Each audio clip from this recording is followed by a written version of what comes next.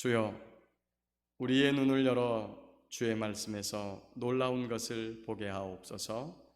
아멘. 좁은 문으로 들어가라.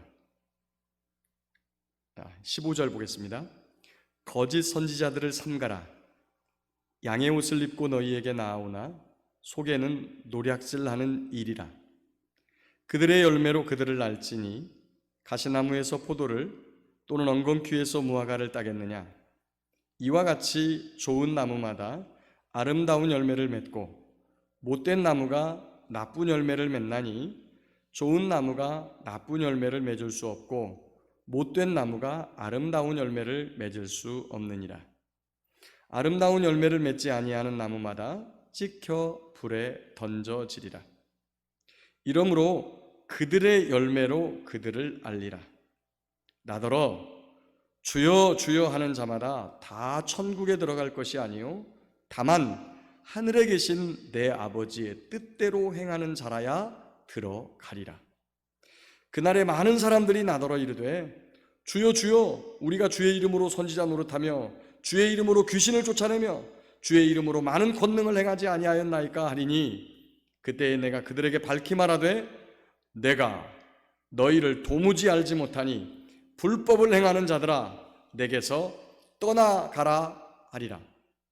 그러므로 누구든지 나의 이 말을 듣고 행하는 자는 그 집을 반석 위에 지은 지혜로운 사람 같으리니 비가 내리고 창수가 나고 바람이 불어 그 집에 부딪히되 무너지지 아니하나니 이는 주추를 반석 위에 놓은 까닭이요 나의 이 말을 듣고 행하지 아니하는 자는 그 집을 모래 위에 지은 어리석은 사람 같으리니 비가 내리고 창수가 나고 바람이 불어 그 집에 부딪힘에 무너져 그 무너짐이 심하니라.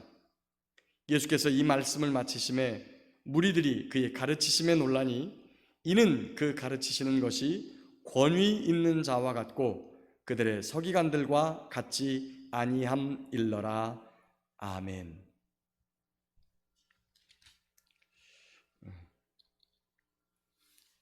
이제 저와 여러분들이 앞에 마태복음 5장부터 우리 예수님께서 하신 산상수훈을 좀 기억해야 될 필요가 있습니다. 왜 그러냐면 기억하고 행해야 되니까. 맨 먼저 무슨 말씀을 하셨죠?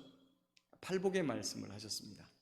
팔복의 말씀을 하시고 이어서 너희는 소금과 빛이다 라는 말씀을 하셨고 그 다음에 나는 율법을 폐하러 온 게 아니라 완전하게 하러 왔다고 하시면서 그렇게 율법을 잘못 이해하고 있는 구약의 율법을 잘못 이해하고 있는 서기관들과 제자들 또 잘못 가르치고 있는 잘못 가르침에 따라서 잘못 이해하게 된 백성들에게 율법의 참다운 의미를 가르쳐 주셨는데 특별히 형제 사랑에 관한 부분들 우리가 심판을 받게 된다라고 하는 부분이 살인자만 심판을 받게 되는 게 아니라 형제에게 분내고 노하고 욕하는 자가 어리석다고 말하고 조롱하는 자가 이렇게 받게 된다. 또 간음하지 말아라.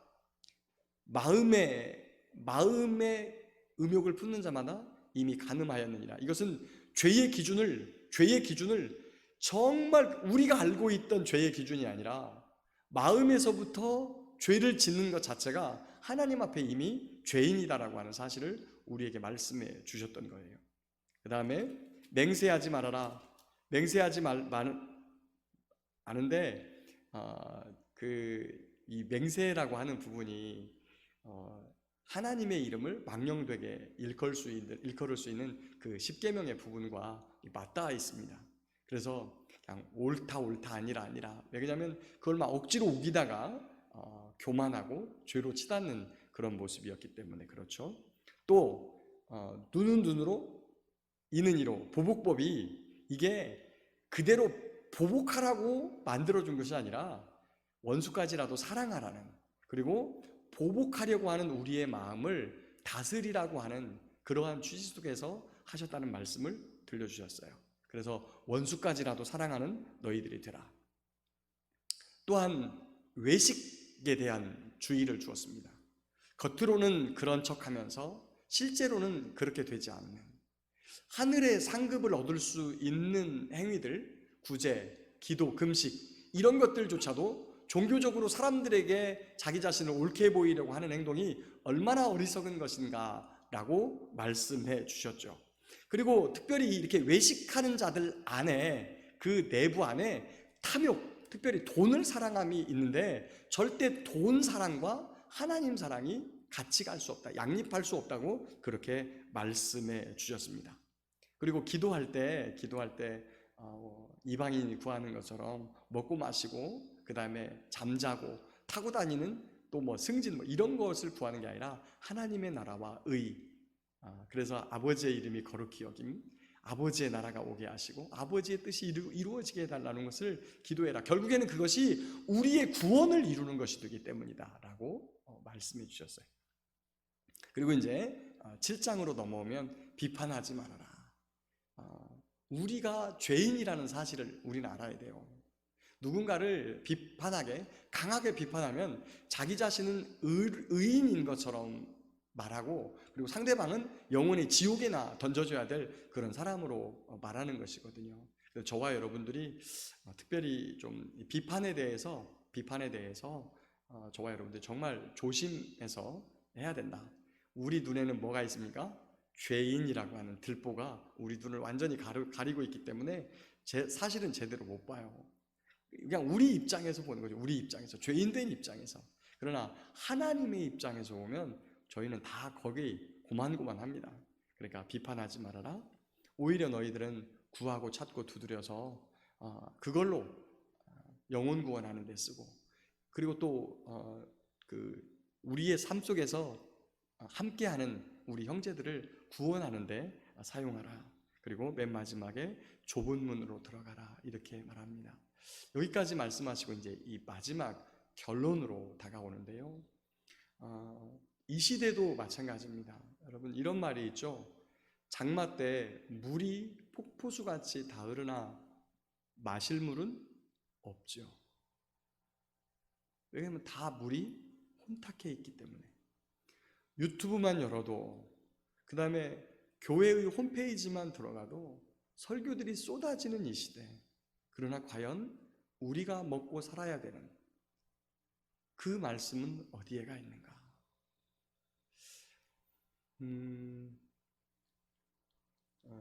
유튜브로 예배 영상을 내보내다 보니까 이렇게 되더라고요. 예전에 신앙생활을 같이 했던 분들이 지금 저희 교회 실시간 예배 하는데 같이 들어와 계세요. 그러면 우리 교회 성도님들은 어떨까요? 우리 교회 성도님들도 지금 저희 실시간 방송에 들어와 있지 않고 다른 데 가가지고 예배하시는 분들도 충분히 있을 수 있다는 거예요. 그렇게 생각해야 되죠. 다른 분들이 여기 오면 우리 성도들은 뭐 하나도 안 가고 다른 교회 성도들만 여기 와서 예배합니까? 아니겠죠. 저희 교회 성도님들도 다른 곳에 가서 예배할 수 있습니다. 그런 거는 상관없습니다. 괜찮습니다.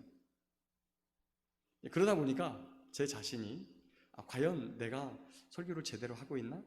늘 그런 제 자신을 향해서 약간 조바심 나는 그런 부분이 좀 생기더라고요. 그리고 정말 설교 잘해야 되겠다, 설교 준비 정말 잘해야 되겠다, 이런 생각을 갖기도 하고. 그런데 뭐 제가 아무리 잘 준비한다 손 치더라도 늘 그렇게 하는 기도와 또 말씀이 되죠. 사람은 본인이 사용하는 단어, 표현, 방법 이런 것들이 사실 어느 정도 정해져 있습니다. 그래서 누구 말대로 그 나물에 그 밥이에요. 항상 그렇습니다. 자, 그런데 대부분은 여러분 저기 지금 유명한 목사님들 가셔서 한 번이라도 손이라도 한번 악수라도 해본 적 있나요? 그런 적 없죠. 그런 적 없어요. 그럼 그분들이 어떻게 삶을 살아가는지 여러분이 경험해 보셨나요? 그러지 않죠. 수만 명의 교인이 되니까 그 교회를 이끄는 목사님은 괜찮을 것이다. 여러분, 이만희가 이끄는 수십만 명의 그 신천지 교인들은 이만이면 거의 예수님 수준이에요. 예수님 수준. 그런데 과연 무엇을 믿고 그렇게 따라가는가? 무엇을 믿고?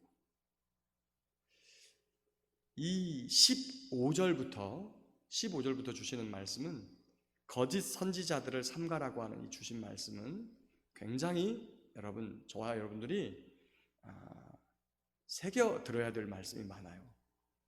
자, 15절 거짓 선지자들을 삼가라. 양의 옷을 입고 너희에게 나아오나 속에는 노략질하는 일이라.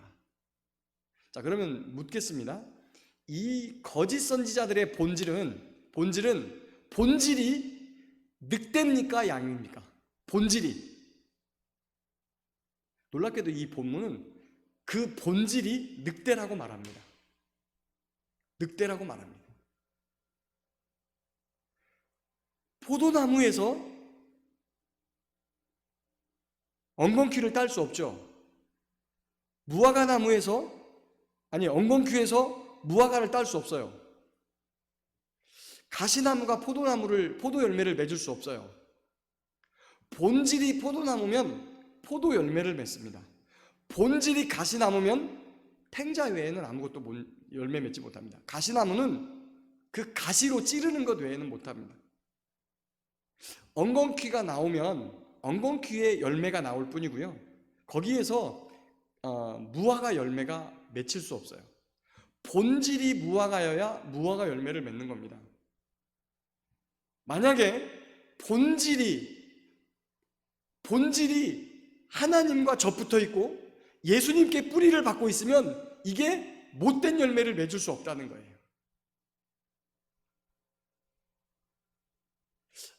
주의 종도 사람인데 실수할 수 있지. 예, 실수할 수 있습니다. 분명 실수할 수 있습니다. 근데 구약 성경에 보면 주의 자녀들과 주의 종들의 하나님이 대하시는 태도가 다르세요. 자녀들은 어떻게 합니까? 놀랍게도 자녀들은 하나님께서 그 허물과 죄와 약함에 대해서 정말 길이 참으시고 오래 참으시고 많이 참으시고 조금 심판이라든지 이런 부분에 대해서 유보하시는 것을 볼 수 있어요. 그런데 종들이 만약에 딴짓하면 어떡하죠? 종들이 딴짓하면 죽여버리십니다. 구약성경에 보면 참 좀 두려울 때가 있어요. 주의 말씀을 전하라고 베델에 있는 단을 향해서 하나님의 심판의 메시지를 전했던 그 선지자가 하나님의 말씀대로 하지 않자 돌아가던 길에 사자가 그를 찢어 죽여버립니다.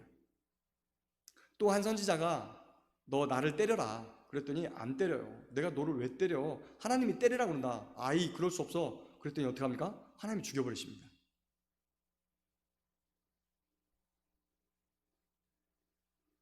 하나님께서 주의 종들을 대할 땐 꽤 엄하게 다루십니다. 특별히 물론 모든 교회 성도들에게 하는 말이지만 요한계시록 2장과 3장에 보면 그게 에베소 교회의 사자에게 편지하라. 에베소 교회의 사자에게 편지하는 거예요. 그 사자에게 뭐라고 합니까? 회개하라. 그렇지 않으면 내가 교회를 뺏어버리겠다고 하는 이야기를 하세요. 에베소 교회 사자에게. 교회를 옮기겠다는, 촛대를 옮기겠다는 얘기가 뭡니까? 교회를 내가 너한테서 뺏어버리겠다는 얘기거든요. 굉장히 메시지가 강합니다. 주의 종들에게 할 때는. 근데 주의 자녀들에게 이야기할 때는 주의 자녀들은 저와 여러분들이 시편에서 보는 그런 부분들이 전부 다 주의 자녀들에게 하는 말씀이에요. 길이 참으시고 오래 참으시고 용납하시고 인자하시고 자비하시고 이런 부분들이. 그만큼 주의 종들은 하나님을 두렵고 떨림으로 하나님의 메시지를 전해야 되는데 왜 그러냐면 주의 종의 메시지가 하나님의 자녀의 생명을 쥐락펴락할 수 있기 때문이에요. 생명과 지옥으로 왔다 갔다 할 수 있기 때문이에요. 자, 그런데 주의 자녀들이 그러면 이렇게 많은 메시지 중에, 이렇게 많은 목사님들의 메시지 중에 누구의 메시지를 들어야 될까라고 하는 부분이 숙제죠. 근데 그 숙제를 잘 풀 수 있는 대답을 오늘 줬어요. 뭐예요? 그들의 열매로 그들을 알아라. 여러분 정신 바짝 차리십시오. 기자들이 들고 파가지고, 그 다음에 경찰과 수사관들이 들고 파가지고 베레아 성락교회 그 손자들한테도 이렇게 빌라를 사가지고 그 이제 젖먹이 애들한테 그 아이들 이름으로 집을 갖고 있을 만큼 돈을 이렇게 챙기는 그런 부분에 대해서 전부 다 해줘도 뭡니까?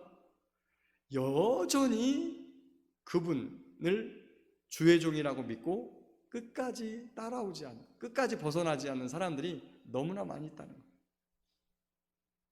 여러분 정신 바짝 차리십시오. 그분들도 저와 여러분처럼 성경 보고 있고 그분들도 이 말씀을 들었을 거예요. 그분들도 이 말씀을 보았을 거란 말이에요. 그런데 왜 이 말씀에 대해서 주의하지 않느냐는 거예요. 누가 참 선지자고 누가 거짓 선지자인가? 열매를 보라는 거예요. 삶의 열매. 삶의 열매.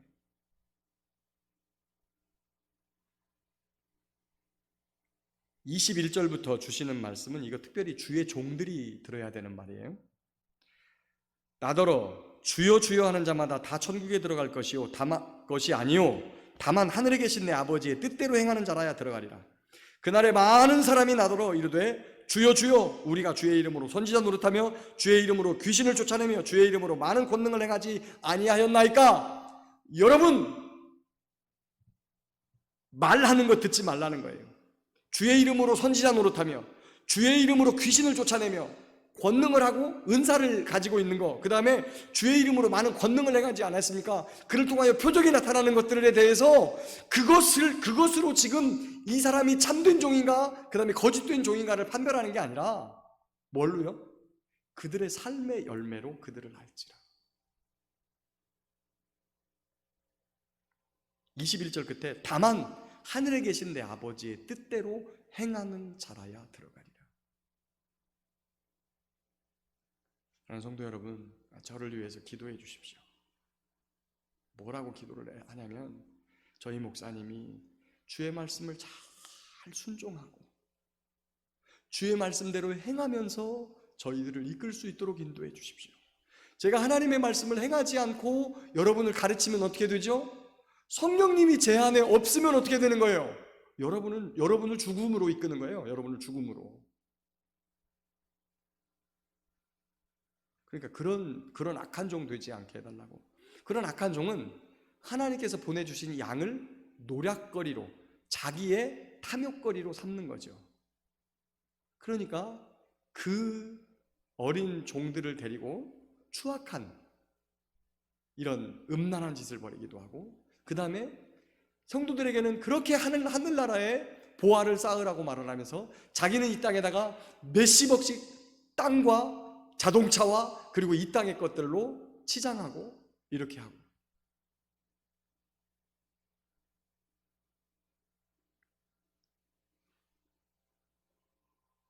그런 자들에게 우리 주님께서 이렇게 말씀하신다고 23절에 되어 있어요. 내가 너희를 도무지 알지 못하니 불법을 행하는 자들아 내게서 떠나가라.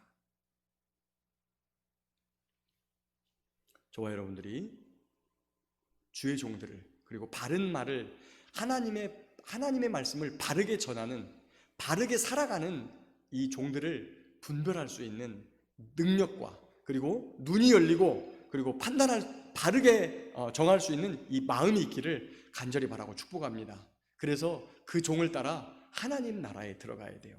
그런데 그 길이 어떻다고요? 바로 15절 전에 그 바로 앞에 뭐라 그래요? 좁은 문으로 들어가라. 좁은 문으로 들어가라. 참된 주의 종을 따라가면 좁은 문 함께 들어가야 돼요. 예루살렘에서 맨날 두들겨 맞던 예레미야 따라서 함께 가야 돼요. 함께. 그러니까 그 길이 쉽지 않은 거죠. 우리 귀에 달콤한 이야기만 하는 사람들 따라가니까 그 넓은 길이라니까. 그 넓은 길. 근데 우리가 제대로 분별해서 넓은 길이 아닌 협착하고 좁은 길일지라도 주님을 따라가는, 주님을 사랑하는, 그리고 끝까지 주님께로 나아가는 복된 믿음의 삶이 되시기를 예수님의 이름으로 축복합니다. 그리고 마지막에 결론으로 이렇게 말합니다. 24절부터 27절까지는 이게 산상수훈의 결론이에요. 5장부터 지금까지 하신 말씀에 대한 결론. 그래서 제가 아까 초반에 5장부터 7장 중반까지 요약을 한번 했던 거예요. 다시 한번 읽겠습니다. 24절부터 27절까지 시작. 그러므로 누구든지 나의 이 말을 듣고 행하는 자는 그 집을 반석 위에 지은 지혜로운 사람 같으리니 비가 내리고 창수가 나고 바람이 불어 그 집에 부딪히되 무너지지 아니하나니 이는 주추를 반석 위에 놓은 까닭이요 나의 이 말을 듣고 행하지 아니하는 자는 그 집을 모래 위에 지은 어리석은 사람 같으리니 비가 내리고 창수가 나고 바람이 불어 그 집에 부딪힘에 무너져 그 무너짐이 심하니라. 아멘.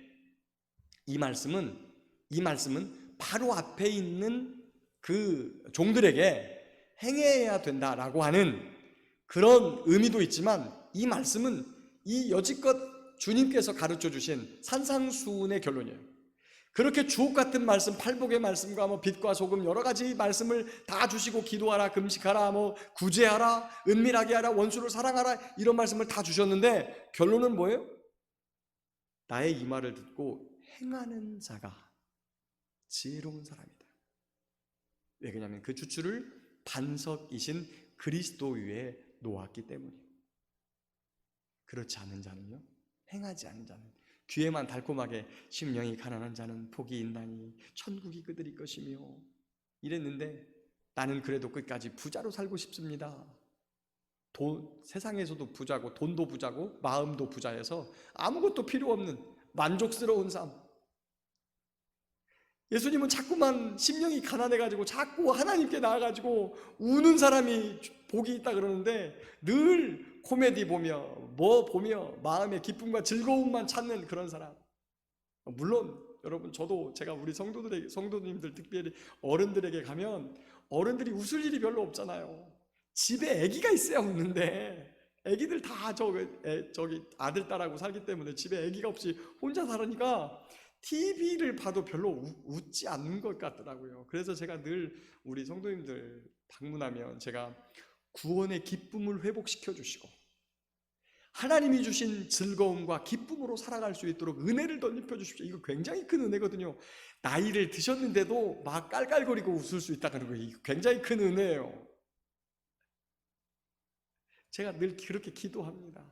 그렇게 기도하지만 우리 주님께서는 내 죄 때문에 아파하고, 예수 믿지 않은 아들 때문에, 딸 때문에, 손자 손녀들 때문에 애통해하는 그런 자가 복이 있다고 우리에게 말을 해요. 여러분, 애통해하는 자는 복이 있나니 그들이 위로를 받을 것이며가 우울증 걸린 자가 복이 있다고는 하지 않습니다.